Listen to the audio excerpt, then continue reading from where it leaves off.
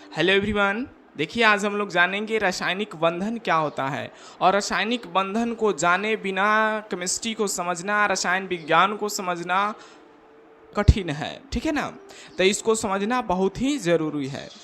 देखिए, जितने भी यौगिक हैं उन सब यौगिकों में कोई ना कोई बंधन होता है, और उन्हीं बंधनों के बारे में हम इस वीडियो में पढ़ने वाले हैं। तो आप लोग यदि हमारे चैनल पर आप नए हैं तो सबसे पहले सब्सक्राइब कर दीजिए, बेल आइकन को दबा दीजिए, जिससे हमारा आने वाला वीडियो सबसे पहले आप तक पहुंचे, ठीक है ना। तो देखिए, रासायनिक बंधन।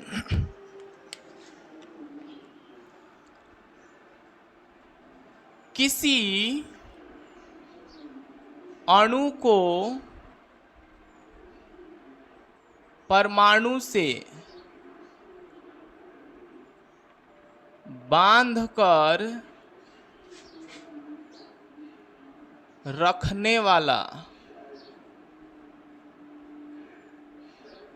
बल को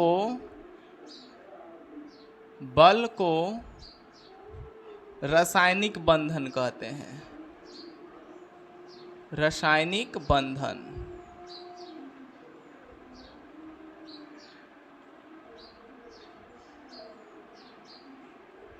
ठीक है।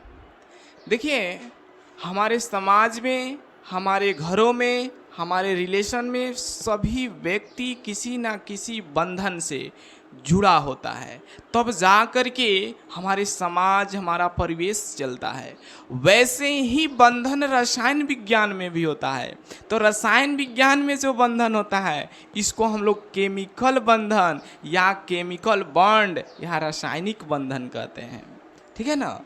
तो इस बंधन के बारे में हम जानेंगे, क्योंकि जितने भी यौगिक हैं वो किसी ना किसी बंधन से बने हुए हैं, किसी ना किसी बंधन से जुड़े हुए हैं, ठीक है। अब देखिए, उन बंधनों को बनने में एक बल होता है, उसी बल को ही बंधन कहा जाता है। तो किसी अणु को परमाणु से बांध कर रखने वाले बल को रासायनिक बंधन कहते हैं, ठीक है ना। रासायनिक बंधन दो प्रकार के होता है। रासायनिक बंधन दो प्रकार के होते हैं। कितने प्रकार के होते हैं? दो प्रकार के होते हैं, ठीक है। पहला आयनिक बंधन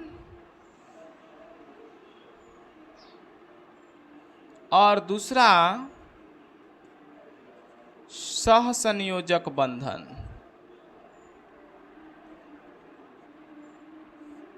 सहसंयोजक बंधन। आयनिक बॉन्ड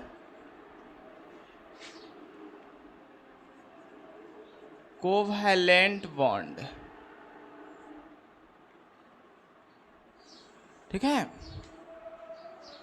आयनिक बंधन और सहसंयोजक बंधन। तो रासायनिक बंधन कितने प्रकार के होते हैं? दो प्रकार के होते हैं, एक आयनिक बंधन और एक सहसंयोजक बंधन, ठीक है ना। तो देखिए, आयनिक बंधन क्या है?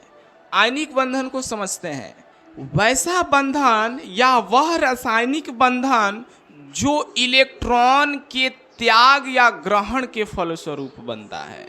यानी कि इलेक्ट्रॉन का हमेशा हमेशा के लिए त्याग हो जाए या ग्रहण हो जाए, इसके फलस्वरूप जो बंधन बनता है उस बंधन को हम लोग कहते हैं आयनिक बंधन, ठीक है। आयनिक बंधन में इलेक्ट्रॉन का त्याग होता है या ग्रहण होता है, यानी इलेक्ट्रॉनों का त्याग या ग्रहण के फलस्वरूप जो बंधन बनता है उस बंधन को कहते हैं आयनिक बंधन, ठीक है।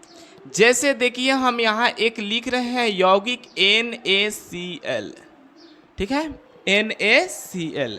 तो यहाँ पर Na मतलब सोडियम के बाहरी कक्षा में 1 इलेक्ट्रॉन होते हैं और क्लोरीन के बाहरी कक्षा में 7 इलेक्ट्रॉन होते हैं, 7 इलेक्ट्रॉन। तो इसको अपना अष्टक पूरा करने के लिए एक इलेक्ट्रॉन और चाहिए, और इसको अपना अष्टक पूरा करने के लिए इसको एक इलेक्ट्रॉन त्यागना पड़ेगा, क्योंकि इसमें एक अधिक इलेक्ट्रॉन है। तो ये क्या करता है, अपने एक इलेक्ट्रॉन को इसको दे देता है। तो जब इलेक्ट्रॉन को दे दिया तो इस पर आ जाएगा प्लस चार्ज, और ये इलेक्ट्रॉन को ग्रहण कर लिया तो इस पर आ जाएगा माइनस चार्ज। यानी कि इस पर आयन उत्पन्न हुआ, यहाँ धनायन उत्पन्न हुआ, यहाँ ऋणायन उत्पन्न हुआ। यानी कि आयन दो प्रकार के होते हैं, धनायन और ऋणायन। आज जब भी रासायनिक बंधन में आयनिक बंधन बनेगा तब उस पर धन आवेश या ऋण आवेश या धन आयन या ऋणायन जरूर आएगा। तो यहाँ इसके इलेक्ट्रॉन हमेशा के लिए क्लोरीन को दे दिया, यानी अपने इलेक्ट्रॉन का ये त्याग कर दिया और वो उस इलेक्ट्रॉन को क्लोरीन ग्रहण कर लिया। यानी कि इलेक्ट्रॉनों के त्याग या ग्रहण के फलस्वरूप जो बंधन बनता है उस बंधन को आयनिक बंधन कहते हैं। ठीक है, अब देखते हैं दूसरा, सहसंयोजक बंधन क्या है।